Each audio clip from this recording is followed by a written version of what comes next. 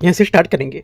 Reason है इसका यहाँ पर जो PT 365 मैगजीन है, ठीक है, PT 365 की जो मैगजीन है अपडेटेड वाली, इसको हम लोग यहाँ से कवर करेंगे। इसके पार्ट 3 MCQs करेंगे, है ना। पार्ट 3 यहाँ पर जो दिसंबर और जनवरी की जो मैगजीन आई थी, इसके जो डिस्क्रिप्टिव मैगजीन थी, तो इसको हम लोग ने यहाँ पर MCQs बना करके पूरे MCQs यहाँ पर 200+ MCQs सॉल्व करेंगे, जिसमें से हम लोग के 101 क्वेश्चन सॉल्व हो चुके हैं पार्ट 1 और पार्ट 2 में। हम लोग यहाँ से करेंगे पार्ट 3, इसके यहाँ से करीब 150+ क्वेश्चन तक हम लोग यहाँ से आज कवर करेंगे, ठीक है। तो स्टार्ट करते हैं, क्वेश्चन आते हैं, यहाँ से देखते हैं पार्ट 3 का, और यहाँ से क्वेश्चन नंबर 102 से, यहाँ से 102 नंबर क्वेश्चन है, ये पर्यावरण से स्टार्ट होगा, ठीक है। जो पर्यावरण के यहाँ पर अपडेटेड मैगजीन में पर्यावरण टॉपिक था, वहाँ से हम लोग यहाँ से कवर करेंगे इसको, और 101 क्वेश्चन तक कवर कर चुके थे। आते हैं इसमें 102 नंबर क्वेश्चन है, ठोस अपशिष्ट प्रबंधन के नियम 2026 के अनुसार के संबंध में विचार करना है। ये नियम पर्यावरण संरक्षण अधिनियम 1986 के तहत शक्ति प्राप्त करते हैं। पहला क्या होगा, पहला स्टेटमेंट यहाँ से जो है इसका ये करेक्ट हो जाएगा, सही बात है पहली, ठीक है, क्योंकि यहाँ पर भारत में अपशिष्ट प्रबंधन के जो सभी नियम है ये पर्यावरण संरक्षण अधिनियम 1986 के तहत सूचीबद्ध किए जाते हैं। सेकेंड बात है, इन नियमों में चक्रीय अवस्था, अर्थव्यवस्था और विस्तारित उत्पादक उत्तरदायित्व के सिद्धांतों को शामिल किया गया है। सेकेंड बात भी करेक्ट है। तीसरा की अपशिष्ट यहाँ पर जो उत्पादक हैं उसके लिए कचरे को अनिवार्य रूप से 3 श्रेणियों में गीला, सूखा और घरेलू खतरनाक को अलग करना आवश्यक होगा। तीसरी बात यहाँ से क्या होगी, ये करेक्ट हो जाएगी। आंसर क्या है, आंसर हो जाएगा यहाँ से 1, 2 और 3 सभी यहाँ से बात करेक्ट है इसकी, ठीक है। जैसे कि यहाँ पर घरेलू खतरनाक में आपका पेंट हो जाएगा, बैटरी है ना, सैनिटरी वेस्ट ना, ये सब यहाँ पर इसमें शामिल किए जाएंगे, तो सभी 3 यहाँ से करेक्ट हैं, सी सही आंसर होगा। क्वेश्चन नंबर 103 है, थोक अपशिष्ट उत्पादक और यहाँ पर RDF के संबंध में विचार करना है। देखते हैं इसको। 103 पहला स्टेटमेंट यहाँ से, थोक अपशिष्ट उत्पादकों में केवल निजी क्षेत्र की संस्थाएं शामिल हैं। पहला क्या होगा, पहला यहाँ से स्टेटमेंट जो रहेगा ये गलत है, क्योंकि BWG मतलब थोक अपशिष्ट जो उत्पादक है उसमें केवल निजी संस्थाएं नहीं बल्कि यहाँ पर सरकारी आवास, होटल, अस्पताल, बाजार और रेलवे जैसे जो बड़े संस्थान वो सब यहाँ पर शामिल है, जो प्रतिदिन 100 किलोग्राम से और अधिक कचरा पैदा करते हैं। पहला गलत है। सीमेंट संयंत्रों में और अपशिष्ट से ऊर्जा, वेस्ट टू एनर्जी संयंत्रों के लिए अपशिष्ट व्युत्क्रम ईंधन का उपयोग करना अनिवार्य होता है। सेकेंड बात क्या होगी, सेकेंड बात करेक्ट है। तीसरा, पहला गलत दूसरा सही। तीसरा है, RDF का उत्पादन उच्च ऊष्मीय मान वाले नगर पालिका ठोस अपशिष्ट से किया जाता है। तीसरी बात यहाँ से करेक्ट होगी। आंसर क्या होगा, RDF जो है रिफ्यूज जो ड्राइव्ड फ्यूल होते हैं उनको लेकर के पदार्थों से बनाया जाता है जो जल सकते हैं, ठीक है, और जैसे प्लास्टिक है ना और कपड़ा, लेकिन पुनर्चक्रित नहीं हो सकते ये, इनका कैलोरीफिक जो वैल्यू होती है काफ़ी ज़्यादा होती है। ये बात करेक्ट हो जाएगी, 2 और 3 सही है, आंसर बी। क्वेश्चन आगे आते हैं, क्वेश्चन नंबर 104 है, लैंडफिल और पर्यावरणीय मुआवजे के संबंध में विचार करना है। ये सभी पुराने डंप साइट्स की पहचान करने और बायो माइनिंग और जो बायो रेमिडिएशन है उसकी व्यवस्था की जाती है।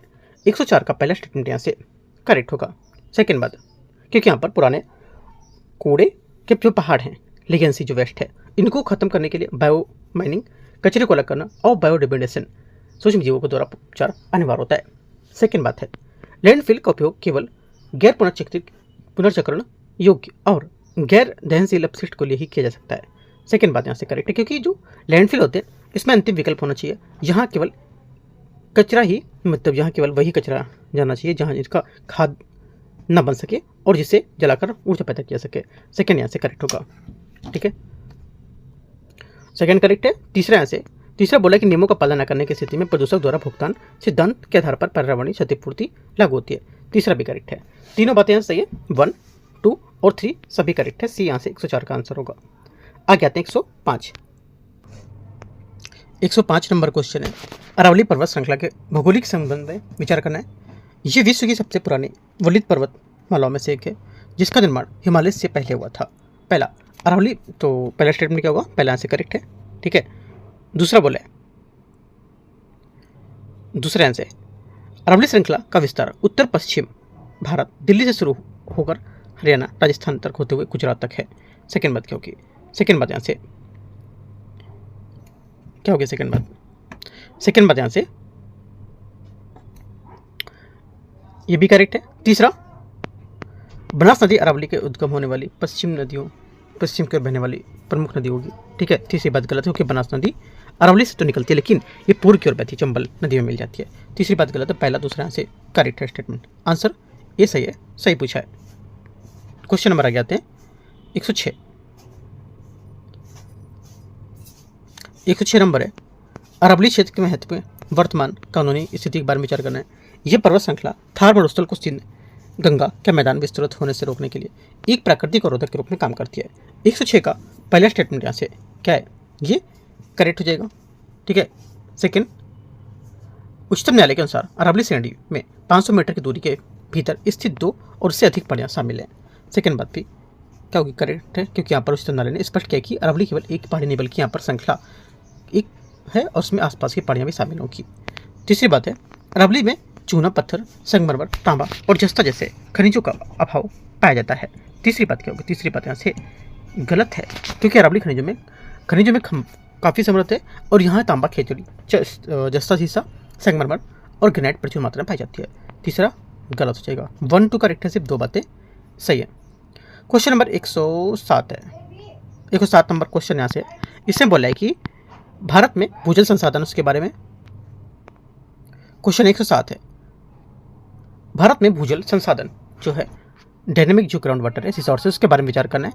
पहला बोला भूजल दोहन की स्थिति, भूजल के वार्षिक भूजन जो होता है उसके वार्षिक निष्कर्षण का अनुपात होता है। पहला आंसर करेक्ट है क्योंकि यहाँ पर कुल वार्षिक निष्कर्षण है अपन कुल वार्षिक जो पुनर्भरण है इंटू 100 ये दर्शाता है कि हम भंडार से कितना प्रतिशत पानी निकाल रहे हैं। पहली बात करेक्ट है। सेकेंड, इसे यहाँ पर वर्ष 2025 की रिपोर्ट के अनुसार भारत में भूजल दोहन की स्थिति आंशिक रूप से बढ़कर 60.63 हो गई है ना, और इसको पार कर गई है, राइट, जिसका अर्थ होता है कि पुनर्भरण की तुलना में काफ़ी निकासी अधिक हुई है। दोनों बातें यहाँ से करेक्ट है। आंसर क्या होगा, 107 का 1 2 करेक्ट है और सी यहाँ से सही आंसर हो जाएगा 107 का।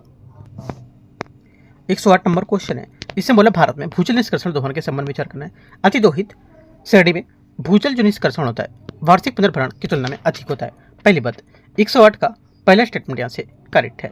सेकेंड, क्योंकि यहाँ पर ओवर जो एक्सप्लोइटेड होता है वह स्थिति होती है जहाँ पर निकासी 100% से अधिक होती है और भारत में लगभग 73.2 भूजल संसाधन सुरक्षित या सेफ श्रेणी में आता है।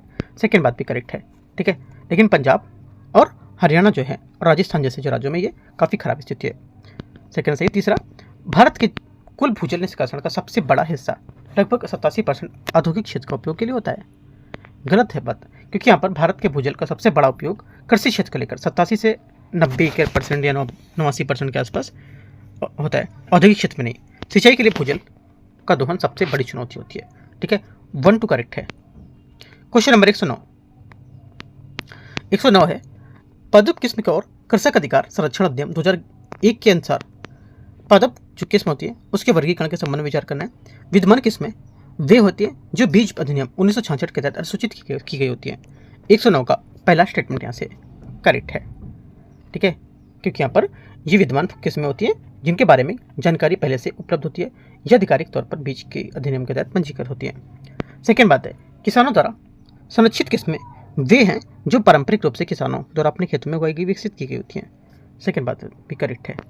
तीसरा, सार्वजनिक डोमेन पब्लिक यहाँ पर डोमेन जो होता है उसमें मौजूद किस्मों को नई किस्मों की श्रेणी में रखा जाता है। तीसरी बात गलत है, क्योंकि जो किस्में सार्वजनिक डोमेन है उन्हें नई किस्में नहीं माना सकता है।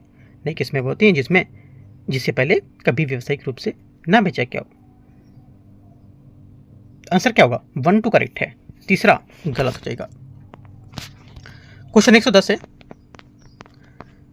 प्रारंभिक परीक्षा को लेकर के यहाँ पर प्रीलिम्स के लिए 110 नंबर ये बोला कि यहाँ पर अधिनियम के तहत किसानों के संरक्षित जो किस्म होती है उसके संबंध में विचार करना है।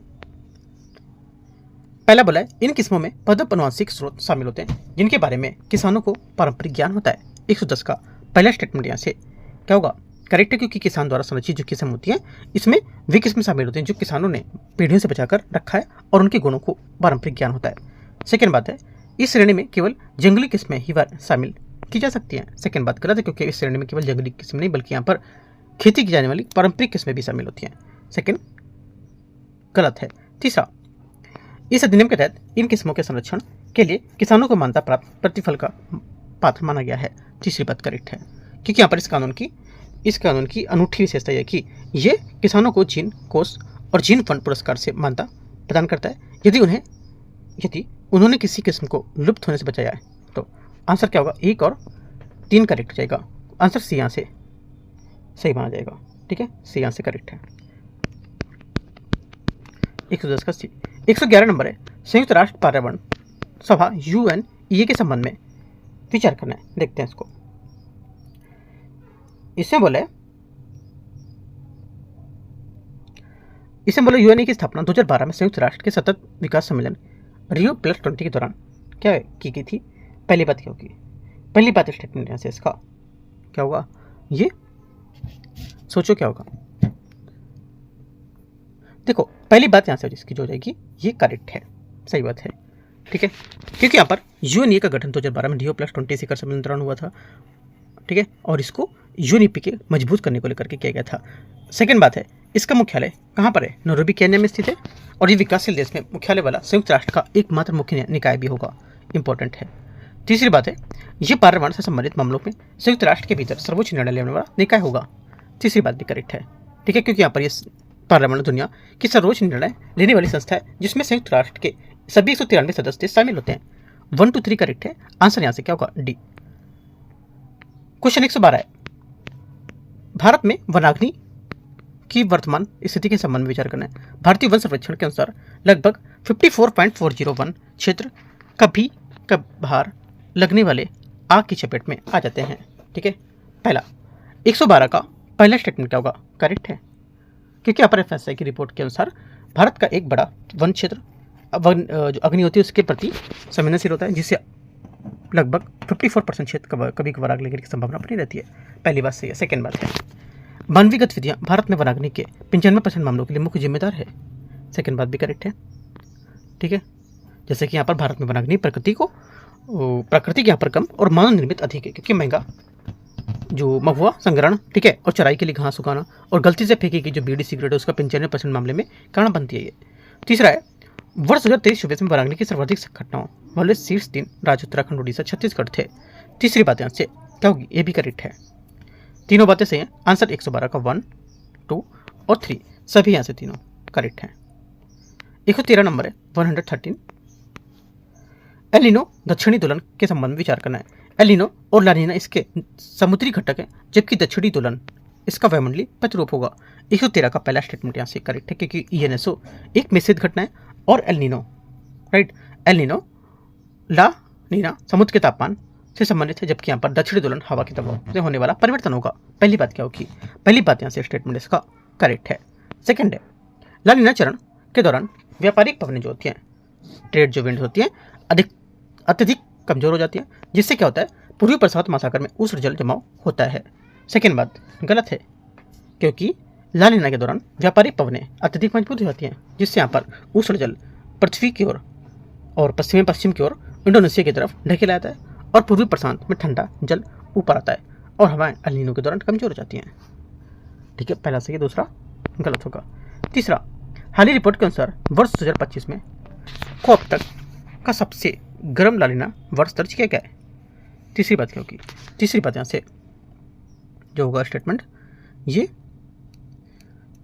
तीसरा स्टेटमेंट आपको जो होगा ये करेक्ट है ना, सही है, क्योंकि ग्लोबल वार्मिंग के कारण अब ठंडे चरण ला नीना के दौरान भी तापमान पहले की तुलना में अधिक रहने लगा है, जिससे गर्म ला नीना स्थिति बन रही होती है। 1 और 3 करेक्ट है। आंसर सी करेक्ट है। क्वेश्चन नंबर 114 114, वायुमंडलीय परिसंचरण तंत्रों के बारे में विचार करना है। वॉकर परिसंचरण जो होता है उष्णकटिबंधीय प्रशांत महासागर के ऊपर एक पूर्व पश्चिम क्षैतिज वायुमंडलीय परिसंचरण तंत्र होता है। पहला 114 का पहला स्टेटमेंट यहाँ से क्या होगा, ये करेक्ट है, सही बात है, क्योंकि यहाँ पर वॉकर परिसंचरण प्रशांत महासागर के ऊपर हवा का एक क्षैतिज पूर्व पश्चिम चक्र है जो समुद्री तापमान के अंतर से चलता है। सेकेंड बात है, हेडली परिसंचरण एक उत्तर दक्षिण मेरिडियन परिसंचरण होता है, जहां वायु विषुवत वृत्त पर ऊपर उठकर 30 डिग्री अक्षांश पर नीचे उतरती है। सेकेंड बात ये भी करेक्ट है, क्योंकि हेडली जो सेल होता है उसमें भूमध्य रेखा पर गर्म हवा के ऊपर उठने से और उपोष्णकटिबंधीय उच्च दाब पेटी जो 30 डिग्री उत्तर दक्षिण पर नीचे गिरने से बनता है। ठीक है, दोनों बातें क्या है, करेक्ट है। तीसरा यहाँ से तीसरा स्टेटमेंट है, ये बोला है कि ये परिसंचरण तंत्र ऊष्मा के पुनर्वितरण और वैश्विक मौसम प्रणाली जैसे मानसून को प्रभावित करने के लिए महत्वपूर्ण भूमिका निभाते हैं। तीसरी बात यहाँ से करेक्ट है बी।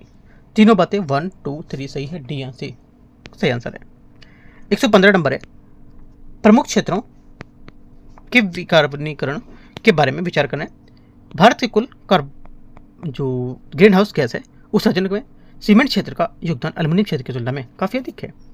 पहली बात यहाँ से करेक्ट है, क्योंकि सीमेंट उत्पादन में प्रयुक्त क्लिंकर निर्माण प्रक्रिया अतिरिक्त CO2 उत्सर्जित करती है, जिससे इसका योगदान एल्युमिनियम क्षेत्र से अधिक हो जाता है। ये डेटा इंपॉर्टेंट है। विकार्बनीकरण का अर्थ होता है केवल विशिष्ट क्षेत्रों में कार्बन डाइऑक्साइड उत्सर्जन को समाप्त करना, ना कि उसे कम करना। इसका यहाँ पे आ गया थोड़ा सा ना नीचे। तो सेकेंड बात क्या होगी, सेकेंड बात गलत है, क्योंकि विकार्बनीकरण का उस अर्थ होता है कि उत्सर्जन को कम करना, अंततः समाप्त करना, दोनों का एक ही क्रमिक प्रक्रिया होगी। तो ये बात गलत हो जाएगी। तीसरा है, नीति आयोग के अनुसार एल्युमिनियम क्षेत्र में परमाणु ऊर्जा को अपनाना विकार्बनीकरण की एक प्राथमिक नीति है। तीसरी बात यहाँ से करेक्ट है, क्योंकि एल्युमिनियम रिफाइनरी को भारी मात्रा में निरंतर बिजली चाहिए होती है और नीति आयोग के अनुसार कोयले की निर्भरता कम करने के लिए परमाणु ऊर्जा एक प्रभावी विकल्प हो सकता है। 1 और 3 करेक्ट है, आंसर बी। क्वेश्चन 116, MSME और सीमेंट जो क्षेत्र है उसके बारे में विकार्बनीकरण के लिए प्रस्तावित रणनीतियों के संबंध में विचार करना है। देखते हैं, नगर पालिका ठोस अपशिष्ट से बने ईंधन का उपयोग सीमेंट क्षेत्र के लिए एक रणनीति उपाय होगा। 116 का पहला स्टेटमेंट क्या होगा, यहाँ से करेक्ट है। ठीक है, सेकेंड बात है, सेकेंड बोला है MSME क्षेत्र के लिए ग्रीन ओपन एक्सेस और PM सूर्यघर बिजली जैसी पहल जो है हरित विद्युत अपनाने का हिस्सा होगा। सेकेंड बात क्या होगी, सेकेंड बात भी करेक्ट है, क्योंकि यहाँ पर ग्रीन ओपन एक्सेस के माध्यम से छोटी इकाइयाँ सीधे अक्षय ऊर्जा खरीद सकती हैं। तीसरा है, सीमेंट क्षेत्र में विकार्बनीकरण का लक्ष्य 2030 तक ग्रीन हाउस के उत्सर्जन की क्षमता में 80 से 85% की कमी लाना।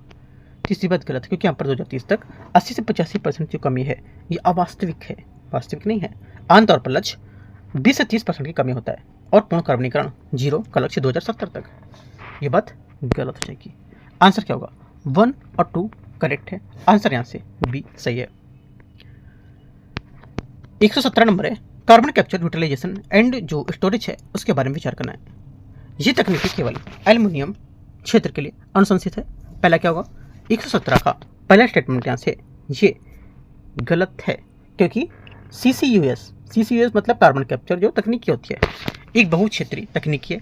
ये सीमेंट, स्टील, उर्वरक और जो बिजली के उत्पादन जैसी सभी हार्ड टू एबिट जहाँ उत्सर्जन करना कठिन होता है वो क्षेत्रों के लिए अनुशंसित होती है। ठीक है, पहला क्या होगा, पहली बात यहाँ से इसका स्टेटमेंट गलत है। सेकेंड बात है,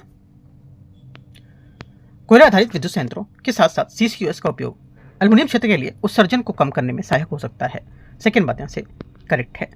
तीसरा, सीमेंट क्षेत्र में रोडमैप के में भी यहाँ पर CCUS तकनीकी को अपनाने का सुझाव दिया गया है। तीसरी बात करेक्ट है, क्योंकि सीमेंट उद्योग में चूना पत्थर को जलने से निकलने वाली जो CO2 होती है उसको पकड़ने के लिए CCUS जो कार्बन कैप्चर यूटिलाइजेशन है स्टोरेज उसको अपनाने का सुझाव दिया गया है। ये बात करेक्ट है और भविष्य में महत्वपूर्ण तकनीकी माना जाएगा इसको। ठीक है, दोनों करेक्ट है, आंसर 1 गलत है और 2, 3 करेक्ट है, बी। क्वेश्चन 118 है, 118 है, ओजोन छिद्र के संबंध में विचार करना है। देखते हैं, इसमें बोले पहला, अंटार्कटिका के ऊपर ओजोन परत का पतला होना एक मौसमी परिघटना है जो मुख्य रूप से अगस्त से नवंबर के बीच होती है।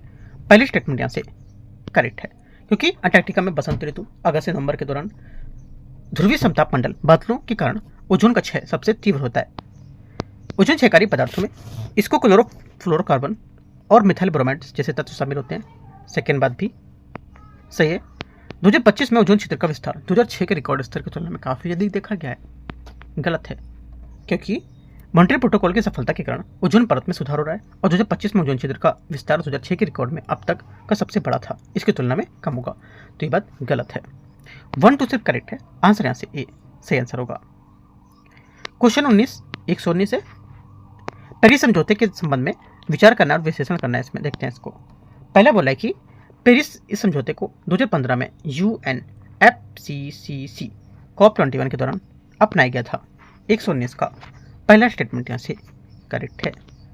ठीक है, सेकेंड बात है, ये प्रकृति में कानूनी रूप से बाध्यकारी अंतर्राष्ट्रीय संधि होती है। सेकेंड बात यहाँ से ये भी करेक्ट है, क्योंकि यहाँ पर बाध्यकारी संधि है, लेकिन इसके तहत निर्धारित लक्ष्य स्वैच्छिक होते हैं। तीसरा, इसका मुख्य रूप से उद्देश्य वैश्विक तापमान वृद्धि को औद्योगिक क्रांति से पूर्व स्तर पर से काफ़ी नीचे रखना।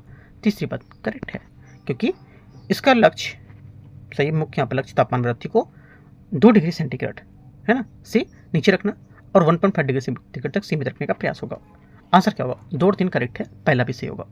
तीनों बातें सही हैं। Answer 1, 2 and 3 D correct option होगा। ठीक है, 120 आते हैं। 120 नंबर है, इसमें बोला है कार्बन सीमा संयोजन तंत्र के बारे में विचार करना है। ये यूरोपीय संघ यूरोपियन यूनियन की एक नीति है जिसमें 1 जनवरी 2026 से लागू किया गया है।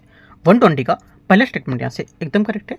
यूरोपीय संघ की यहाँ पर एक विवादास्पद नीति है जो 1 जनवरी 2026 से पूर्णतः लागू हो गई है। इससे पहले ये केवल रिपोर्टिंग चरण में थी।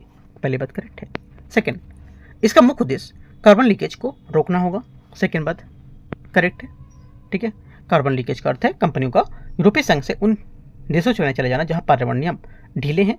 ऐसे देशों में आने वाले सामान पर कर लगाकर इसे रोक लेना। सेकंड बात भी सही है। तीसरी बात यहाँ से पहला दूसरा सही हो गया। तीसरा, इसके तहत केवल कृषि उत्पादों के आयात पर भी कार्बन शुल्क लगाया जा सकेगा, ये लगाया जाएगा। तीसरी बात क्या होगी? तीसरी बात गलत, क्योंकि यहाँ पर केवल कृषि पर नहीं बल्कि सीमेंट, लोहा, इस्पात, एल्युमिनियम, उर्वरक और बिजली के जैसे अत्यधिक जो कार्बन गहन क्षेत्र उस पर लागू होगी, है ना। 1, 2 करेक्ट है, तीसरा गलत होगा, बी यहाँ से आंसर है। 121 नंबर क्वेश्चन है 121, कारपोरेट सामाजिक उत्तरदायित्व CSR के मानदंड के संबंध में विचार करना है। पहली बात है कथन दीर्घ है उन कंपनियों पर लागू होता है जिनको पिछले वित्तीय वर्ष के दौरान औसत शुद्ध लाभ 5 करोड़ या उससे अधिक होता है। 121 का पहला स्टेटमेंट क्या होगा? यहाँ से करेक्ट है। ठीक है, सेकेंड बात है कंपनियों को पिछले 3 वर्षों में अपने औसत शुद्ध लाभ का कम से कम 5% गतिविधियों को खर्च करना होगा। सेकेंड बात यहाँ से ये भी गलत हो जाएगी, गलत है, ये पहला करेक्ट है, क्योंकि कंपनियों को पिछले 3 वर्षों में औसत शुद्ध लाभ का कम से कम 2% CSR पर खर्च करना होता है। ठीक है, 5% नहीं, ये बात गलत हो जाएगी। CSR का प्रावधान कंपनी अधिनियम 2013 की धारा 135 के तहत आता है। तीसरी बात करेक्ट है, क्योंकि भारत दुनिया का पहला देश है जिसने कंपनी अधिनियम 2013 की धारा 135 के माध्यम से CSR को वैधानिक रूप से अनिवार्य बनाया था। 1 और 3 सही है, आंसर यहाँ से 1 और 3 है सही है। आंसर यहाँ से क्या होगा? सी करेक्ट है ना। 121 का क्या होगा? सी करेक्ट है। आगे आते हैं 122, 122 नंबर। 122 नंबर है UN champion of the earth award के संबंध में विचार करना है। यह संयुक्त राष्ट्र UN का सर्वोच्च जो पर्यावरणीय सम्मान है जिसकी शुरुआत वर्ष 2005 में हुई थी। 122 का पहला स्टेटमेंट क्या होगा? पहला स्टेटमेंट यहाँ से ये करेक्ट है। ठीक है, क्योंकि ये यूएनईपी द्वारा 2005 में स्थापित किया गया था और उन व्यक्तियों या संस्थाओं को दिया था जिनका पर्यावरण पर परिवर्तनकारी प्रभाव पड़ता है। सेकेंड बात है हाल ही में तमिलनाडु की कैडर IAS ऑफिसर प्रिया साहू को इस पुरस्कार के लिए पर्यावरणीय नेतृत्व के लिए चुना गया है। सेकेंड बात यहाँ से करेक्ट है। तीसरा, यह पुरस्कार केवल समुद्री प्रदूषण को रोकने के लिए कार्य करने के लिए व्यक्ति को ही दिया जाता है। गलत है, क्योंकि यह पुरस्कार विभिन्न श्रेणियों में दिया जाता है, जैसे कि जो नीति नेतृत्व है, प्रेरणा देना, ठीक है, उनकी कार्रवाई करना, उद्यमशीलता को लेकर के, और समुद्री तक ही सीमित नहीं होगा। 1, 2 करेक्ट है, तीसरा यहाँ से गलत होगा। आंसर क्या होगा? 1, 2 बी। क्वेश्चन 123 नंबर है। 123 नंबर क्वेश्चन है गूगल के प्रोजेक्ट सन कैचर के बारे में विचार करना है। इसका उद्देश्य अंतरिक्ष, निम्न भूकक्षा और सौर ऊर्जा से संचालित डेटा केंद्रों को स्थापित करना होगा। 123 का पहला स्टेटमेंट करेक्ट है, क्योंकि यहाँ पर यह गूगल की एक महत्वाकांक्षी योजना है जिसमें अंतरिक्ष डेटा सेंटर भेजने की बात कही गई थी और अंतरिक्ष में ठंडे तापमान और निरंतर सौर ऊर्जा की उपलब्धता डेटा केंद्रों को अधिक कुशल बनाएगा। सेकेंड बात है इन उपग्रहों में गूगल की custom bill centre processing unit chips जो होते हैं उसका उपयोग किया जाएगा। सेकेंड बात भी करेक्ट है। तीसरा, यह प्रोजेक्ट पूरी तरह से चंद्रमा पर की सतह पर सौर ऊर्जा संयंत्र लगाने पर केंद्रित होगा। तीसरी बात यहाँ से गलत है, क्योंकि यह प्रोजेक्ट पृथ्वी की निचली कक्षा में, कहाँ पर? निचली कक्षा में आधारित है, ना कि चंद्रमा की सतह पर। चंद्रमा से डेटा ट्रांसफर में लेटेंसी में देरी की और समस्या काफ़ी ज़्यादा अधिक होगी, इस वजह से यहाँ पर क्या होगा, एलईओ में आधारित होगा, ना कि चंद्रमा की सतह पर। 1-2 करेक्ट है, आंसर है। 124 नंबर है, सोलर जो है चरण सेकंड के बारे में विचार करना है। इस कार्यक्रम का मुख्य उद्देश्य दक्षिण एशिया और पूर्वी अफ्रीका में जलवायु अनुकूलन और सिंचाई प्रणालियों का विस्तार करना होगा। 124 का पहला स्टेटमेंट करेक्ट है, क्योंकि इसका मुख्य उद्देश्य डीजल पंपों को हटाकर सौर सिंचाई को बढ़ावा देना, ताकि कृषि में कार्बन उत्सर्जन कम हो सके। सेकेंड बात है, इसे अंतर्राष्ट्रीय जल प्रबंधन संस्थान और Swiss agency for development and cooperation द्वारा कार्यान्वित किया जा रहा है। सेकेंड बात करेक्ट है, क्योंकि यहाँ पर कोलंबो स्थित और स्विस सरकार किसके मुख्य साझेदार व भागीदार होंगे। सेकेंड बात भी करेक्ट है। तीसरा, इस बहुदेशीय कार्यक्रम में भारत, बांग्लादेश, केन्या और इथियोपिया शामिल होगा। तीसरी बात भी करेक्ट है, क्योंकि यहाँ पर ये एक बहुदेशीय दक्षिण भारत और दक्षिण साउथ साउथ जो कॉर्पोरेशन होता है उसका एग्जाम्पल होगा। इसमें दक्षिण एशिया और पूर्वी अफ्रीका के देश शामिल होंगे। 1, 2, 3 करेक्ट है ना। आंसर क्या होगा, 1, 2, 3 डी आंसर करेक्ट आंसर है। क्वेश्चन 125 है, पम्प्ड हाइड्रो स्टोरेज के बारे में विचार करना है। ठीक है, देखते हैं इसको। भारत ने वर्ष 2047 तक 100 गीगावाट की पम्प्ड हाइड्रो स्टोरेज क्षमता विकसित करने का लक्ष्य रखा है। 125 का पहला स्टेटमेंट यहाँ से करेक्ट है। ठीक है, सेकेंड बात है, इस तकनीकी में ऊर्जा को गतिज ऊर्जा के रूप में संग्रहित किया जाता है। सेकेंड बात गलत होगी, क्योंकि यहाँ पर पीएचएस तकनीकी में ऊर्जा को स्थितिज ऊर्जा के रूप में संग्रहित किया जाता है, पोटेंशियल एनर्जी में। ठीक है, पानी को निचले जलाशय में ऊपरी जलाशय पंप किया जाता है और जरूरत पड़ने पर उसे नीचे गिरकर बिजली बनाई जाती है। तीसरा, भारत की वर्तमान स्थापित पीएचएस क्षमता लगभग 7 गीगावाट है।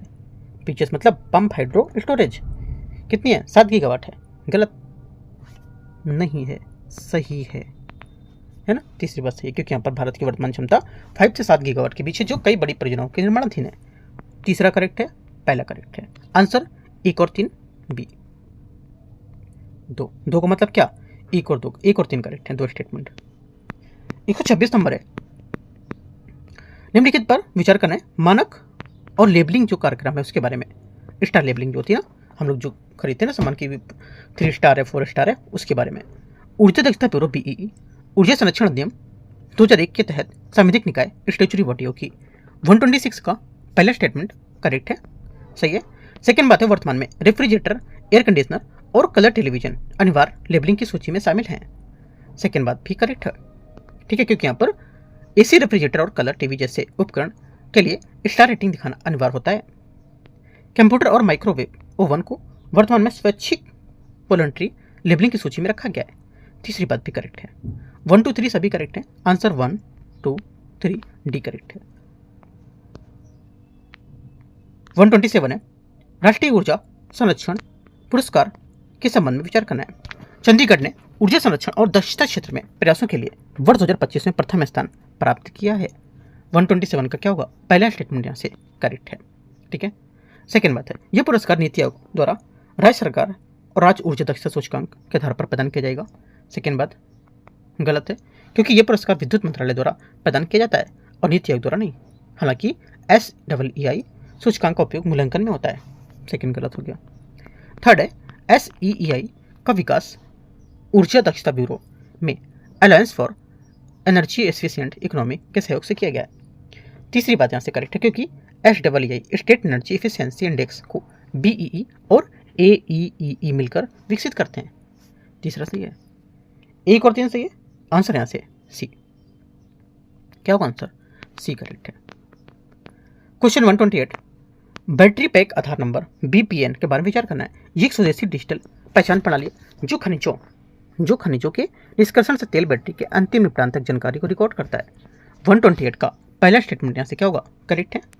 ठीक है, सेकेंड बात है, और ये ट्रैक करने के लिए QR कोड को आधारित डिजिटल पहचान बनाएगा।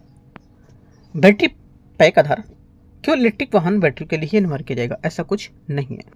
ये यहाँ पर EV मतलब इलेक्ट्रिक जो वाहन बैटरी है उसके लिए नहीं, बल्कि यहाँ पर औद्योगिक बैटरी के लिए भी अनिवार्य किया जा रहा है। तीसरी बात है, औद्योगिक बैटरियों के मामले में ये केवल उन्हीं बैटरियों पर लागू होगा जिसकी क्षमता 2 किलोवाट से अधिक होगी। ये यहाँ पर टर्म कंडीशन करेक्ट है, क्योंकि यहाँ पर 2 किलोवाट से अगर अधिक है तो यहाँ पर इस पर लागू होगा। ठीक है, ये टर्म कंडीशन इंपॉर्टेंट है। और 1 और 3 स्टेटमेंट यहाँ से सही है। आंसर 1 और 3 मतलब सही आंसर क्या होगा? बी करेक्ट है। ठीक है, 129 आते हैं। 129 है कुटनाड आर्द्रभूमि कृषि प्रणाली के बारे में विचार करना है। ये भारत की एकमात्र ऐसी कृषि प्रणाली है जहाँ खेती समुद्र तल से नीचे लवणीय जल में की जाती है। पहला 129 का पहला स्टेटमेंट यहाँ से करेक्ट है, क्योंकि यह भारत का एकमात्र क्षेत्र है जहाँ खेती समुद्र तल से करीब 1.2 से 3 मीटर नीचे होती है और ये केरल के धान का कटोरा कहा जाता है। सेकेंड बात है, मिट्टी का पीएच मान 7 से अधिक है। क्षारीय होने के कारण यहाँ एल्युमिनियम अधिक घुलनशील विषाक्त हो जाता है। सेकेंड गलत है, क्योंकि यहाँ मिट्टी अम्लीय एसिडिक होती है और पीएच 7 से कम, जिसके कारण एल्युमिनियम और लोहा विषाक्त स्तर पर पहुंचने के कारण क्षारीय नहीं होता है। तीसरा है, इसे खाद्य और कृषि संगठन द्वारा वैश्विक रूप से महत्वपूर्ण कृषि विरासत प्रणाली में घोषित किया जाता है। तीसरी बात करेक्ट है, क्योंकि यहाँ पर यह प्रणाली अपनी अनूठी जल निकासी और लवणीय खेती के लिए FAO द्वारा वैश्विक विरासत के रूप में मान्यता दी जाती है। आंसर 1 और 3 करेक्ट है, जिसका हो जाएगा सी यहाँ से करेक्ट आंसर है। ठीक है, आगे आते हैं 130 नंबर क्वेश्चन। सुनामी के लिए तैयार मान्यता कार्यक्रम के बारे में विचार करना है। देखते हैं, ये यूनेस्को के अंतर सरकारी जो समुद्री विज्ञान है आयोग, उसके द्वारा एक समुदाय आधारित स्वैच्छिक पहल होगी। 130 का पहला स्टेटमेंट क्या होगा? यहाँ से ये करेक्ट है।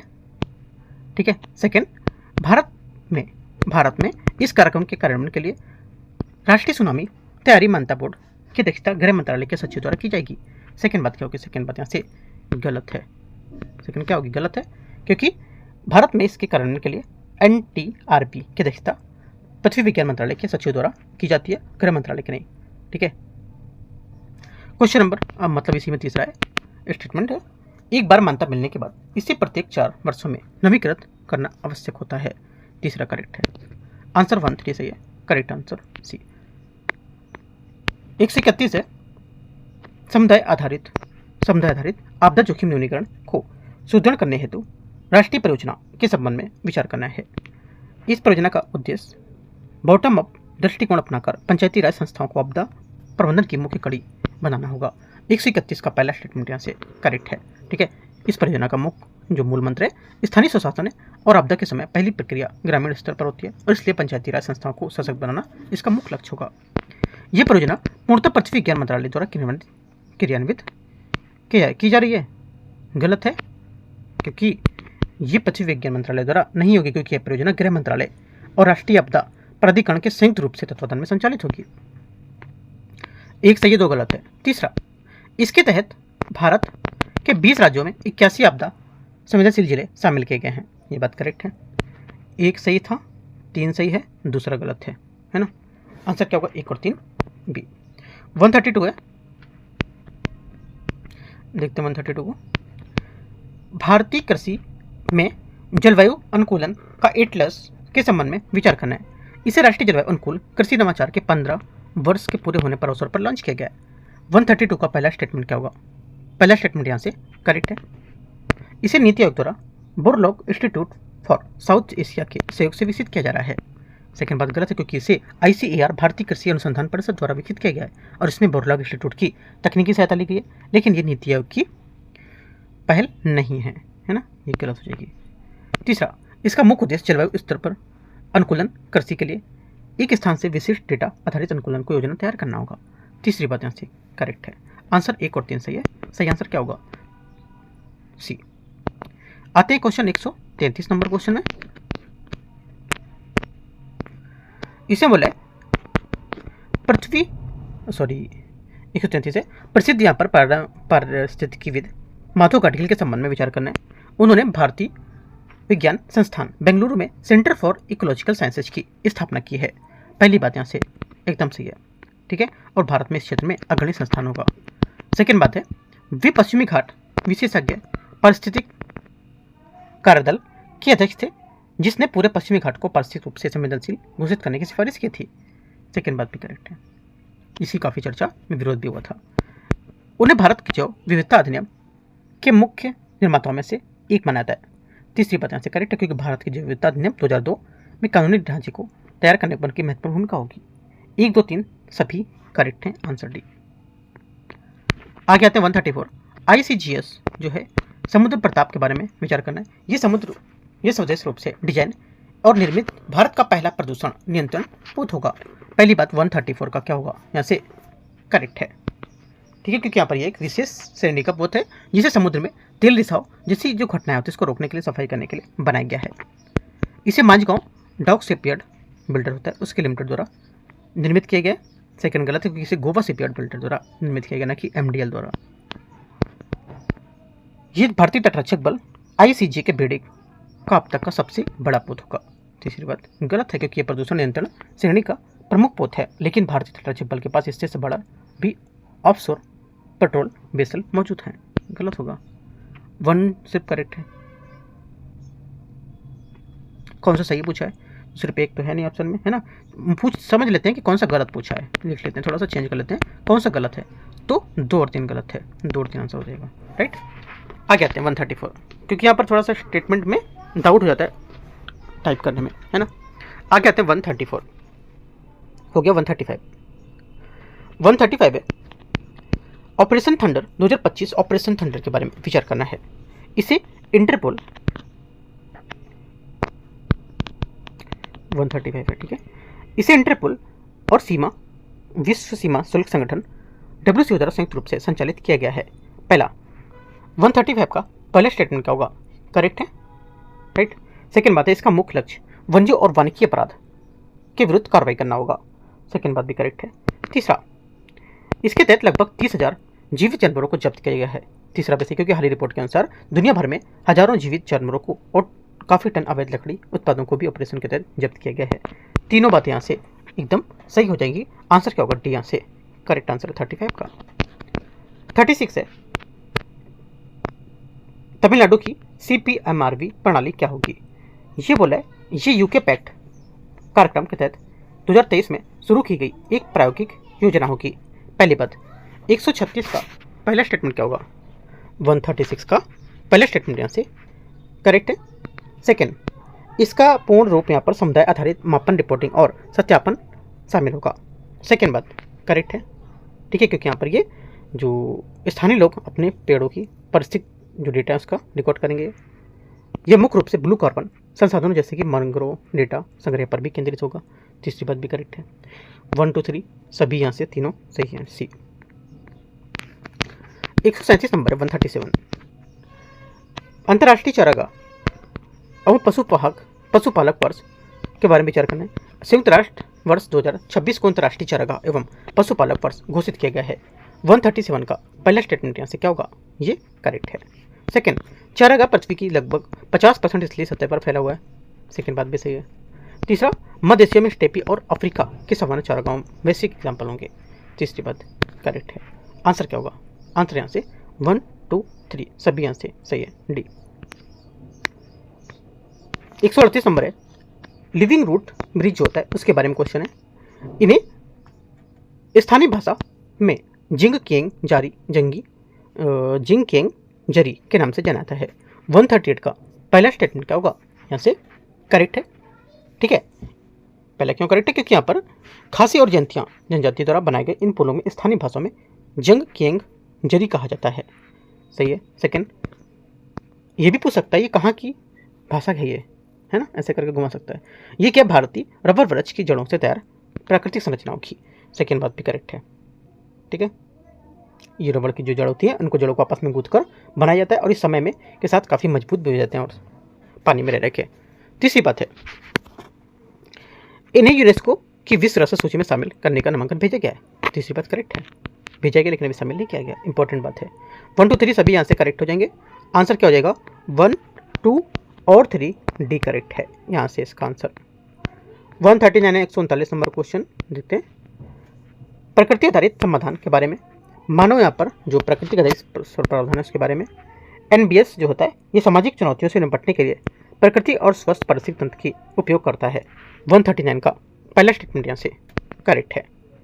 सेकेंड में कॉन्वेंट मॉन्ट्रियल वैश्विक जैव विविधता फ्रेमवर्क का लक्ष्य 2030 तक 30% भूमि और 30% समुद्र की रक्षा करना होगा। सेकेंड बात यहाँ से ये भी करेक्ट है। तीसरा, मिष्टी पहल का मुख्य उद्देश्य भारत में रामसर स्थलों के संरक्षण को बढ़ावा देना। तीसरा गलत है, क्योंकि मिष्टी पहल का मुख्य उद्देश्य मैंग्रोव का रोपण और संरक्षण होगा। रामसर स्थलों के लिए अलग से अमृत धरोहर योजना होती है। आंसर क्या होगा? 1 2 करेक्ट है ना? तीसरा गलत हो जाएगा। करेक्ट आंसर क्या होगा? ए। क्वेश्चन नंबर 140 है 140। डूम्सडे ग्लेशियर के बारे में विचार करना है। थ्वेस्ट हिमनद, जिसे अक्सर डूम्सडे ग्लेशियर कहा जाता है, इसके बारे में विचार करते हैं। इसे ये नाम इसलिए दिया गया क्योंकि यहाँ पर इसमें वैश्विक समुद्री जल का स्तर काफ़ी अधिक बढ़ने की क्षमता है। पहला 140 का पहला स्टेटमेंट क्या होगा? यहाँ से करेक्ट हो जाएगा। सेकेंड, इस हिमनद को पूरी तरह से पिघलने से वैश्विक समुद्री जल में स्तर में लगभग 65 सेंटीमीटर तक की वृद्धि हो सकती है। सेकेंड बात भी करेक्ट है। तीसरा है, ये हिमनद आर्कटिक क्षेत्र में स्थित है और हाल के वर्षों में इसे कोई दरार नहीं देखी गई है। तीसरी बात गलत है क्योंकि यहाँ पर यह ग्लेशियर अंटार्कटिक जो क्षेत्र है उसके दक्षिण ध्रुव में स्थित है और आर्कटिक में नहीं। हाल ही में इसमें बर्फ के पंख मतलब आइस जो फिन्स होते हैं उनमें बड़ी दरारें देखी गई हैं जो इसके तेजी से पिघलने का संकेत है। 1 2 करेक्ट है। आंसर 140 का 1 2 करेक्ट बी। आगे 141 है, जल दिवालियापन के संबंध में विचार करना है। ये एक ऐसी स्थिति है जहां जल उपयोग नवीकरणीय अंतर्वाह रिन्यूएबल जो इनफ्लोस होते हैं उसको सुरक्षित निष्कर्षण सीमाओं से स्थायी रूप से अधिक हो जाता है। 141 का पहला स्टेटमेंट यहाँ से करेक्ट है क्योंकि ये वह चरम स्थिति है जहाँ पानी की मांग उसके प्राकृतिक पुनर्भरण से कहीं अधिक हो जाती है, जिसके क्या होता है संसाधन पूरी तरह से समाप्त होने लगता है। जल दिवालियापन और जल तनाव समानार्थी शब्द हैं और दोनों ही स्थितियों में पूरी तरह से ठीक कह सकते हैं। सेकेंड बात गलत है क्योंकि यहाँ पर जल तनाव एक अस्थायी स्थिति हो सकती है लेकिन इसे जल प्रबंधन से ठीक किया जा सकता है। वहीं पर जल दिवालियापन एक स्थायी पारिस्थितिक विफलता है जिसे ठीक करना काफ़ी मुश्किल है। तीसरी बात है, जल दिवालियापन की स्थिति में जल संसाधनों का ऐसा क्षरण होता है जिसमें पुनर्भरण होना लगभग असंभव है। ये बात करेक्ट है क्योंकि इस स्थिति में भूजल इतना गिर जाता है कि भविष्य में पीढ़ियों के लिए अपर्याप्त हो जाता है। 1 और 3 करेक्ट है। आंसर यहाँ से सी सही हो जाएगा। 142 नंबर क्वेश्चन है, बायो बिटुमेन के बारे में क्वेश्चन है। ये बोला है भारत सड़क निर्माण के लिए बायो बिटुमेन का व्यावसायिक उत्पादन करने वाला विश्व का पहला देश बन गया है। 142 का पहला स्टेटमेंट क्या होगा? ये करेक्ट है। ठीक है, पहला स्टेटमेंट करेक्ट है क्योंकि यहाँ पर भारत ने हाल ही में पराली या धान के जो पुआल होते हैं उससे बायो बिटुमेन बनाने की तकनीक विकसित की और सड़क निर्माण का उपयोग करने वाले अग्रणी देश बन गया है। सेकेंड है, बायो बिटुमेन का उपयोग केवल कच्चे तेल में आसवन में के माध्यम से कर सकते हैं। गलत है क्योंकि प्राकृतिक रूप से जो बिटुमेन कच्चे तेल से बनता है और लेकिन ये बायो बिटुमेन कृषि अपशिष्ट जैसे पराली उसके प्रसंस्करण के प्राप्त किया जाता है। तीसरी बात है, पहला सही दूसरा गलत है।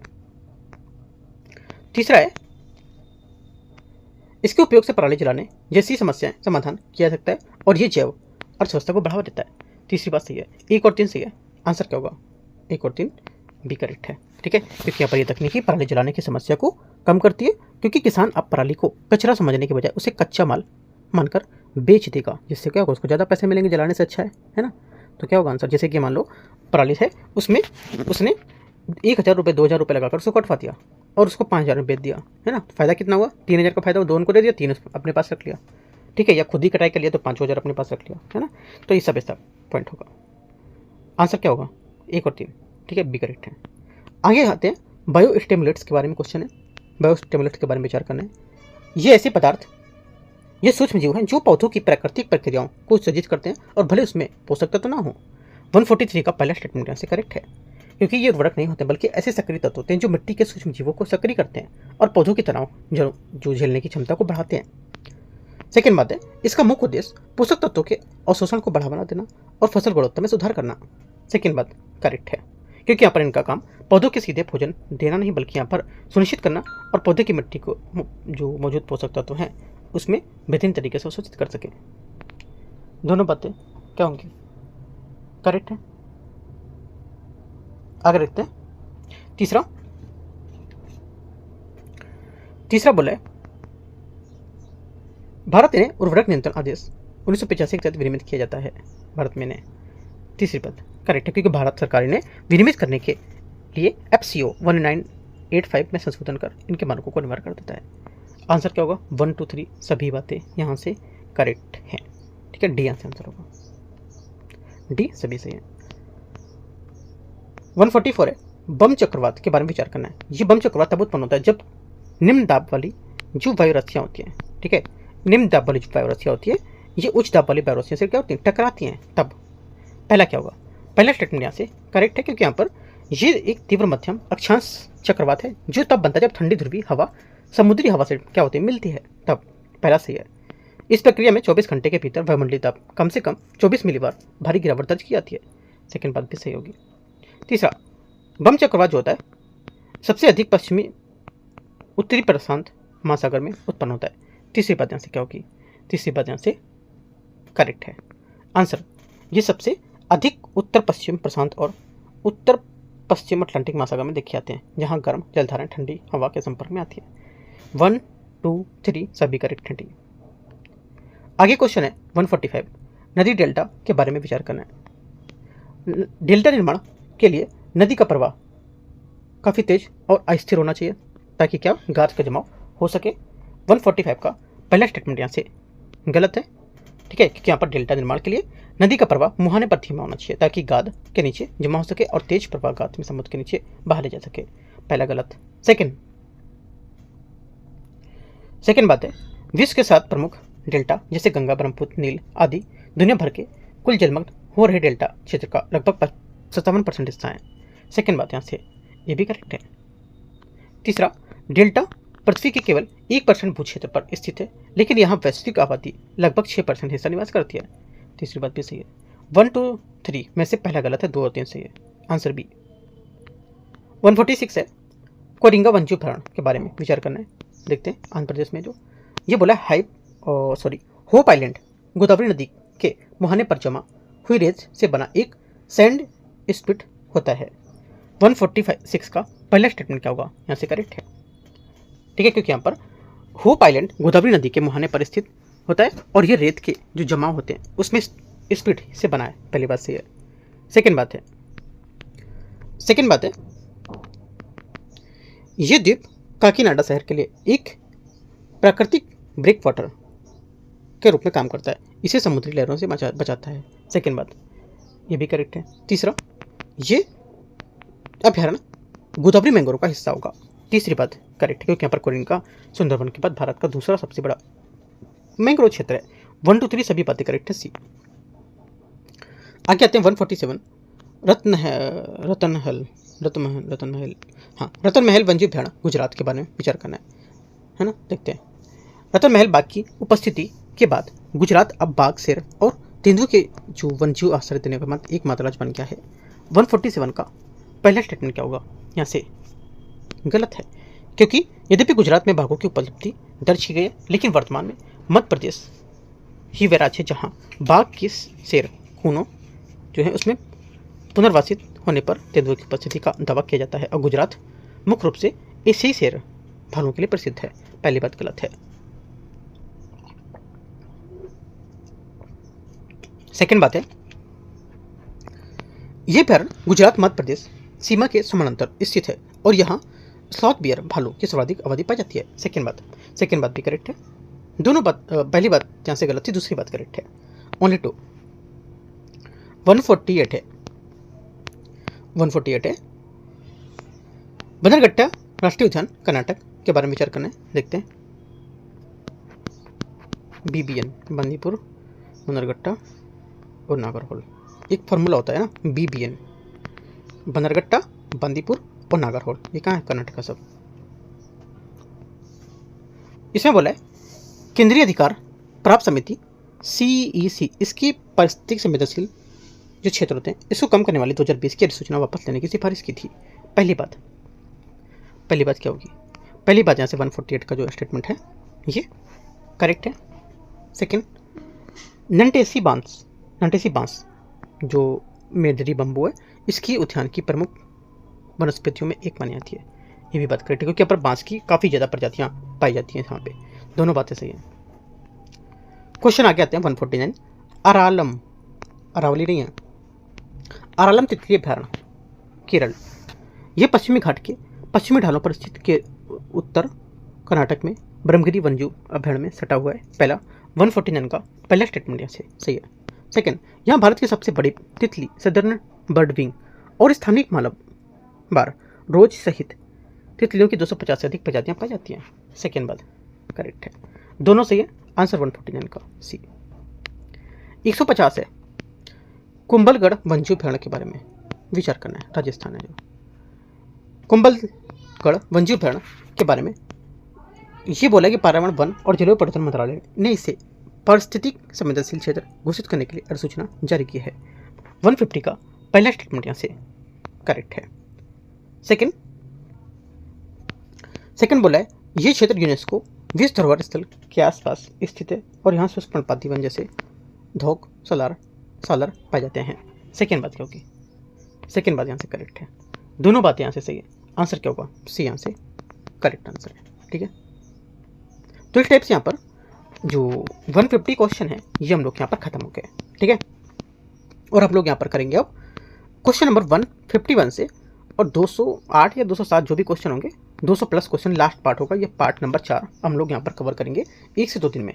तो जब तक जितने भी टॉपिक यहाँ पर है इनको अच्छे से कवर करो, और PT65 अपडेटेड वाली अच्छे से कवर करो। एक मैगजीन अभी अपडेटेड 2 और आनी है तो उसका भी हम लोग MCQs करेंगे। ठीक है, एक बात और याद रखना है, यहाँ पर हम लोग का डेली टारगेट चल रहा है, इसको जरूर फॉलो करना है। यहाँ पर डे 46 है, थोड़ा सा पुराना है, यहाँ पर 1 अप्रैल का है ना, लेकिन अभी हम लोग ने जो डेली टारगेट जो है वो पहुँच चुका है कहाँ तक? ये पहुँच चुका है डे 65 तक पहुँच चुका है। ठीक है, काफ़ी इंपॉर्टेंट है, आप लोग यहाँ से डेली कवर करना है। यहाँ से आपको टॉपिक मिलते हैं, टॉपिक के हिसाब से अपनी चीज़ों को कवर किया करो। ठीक है, और बहुत अच्छे अच्छे टॉपिक होते हैं, यानी कि यहाँ पर कोई टाइम वेस्ट करने के टॉपिक, बहुत छांट के टॉपिक निकल आते हैं। वो टॉपिक अगर पढ़ोगे आप तो काफ़ी ज़्यादा प्रीलिम्स में हेल्प मिलने की संभावना है उसमें। एक बार देख सकते हो, नहीं ठीक लगता है तो नहीं फॉलो करो, लेकिन आप देखो इसको, बहुत अच्छा है वो। ठीक है, एंड करते हैं इसको। All the best, thank you.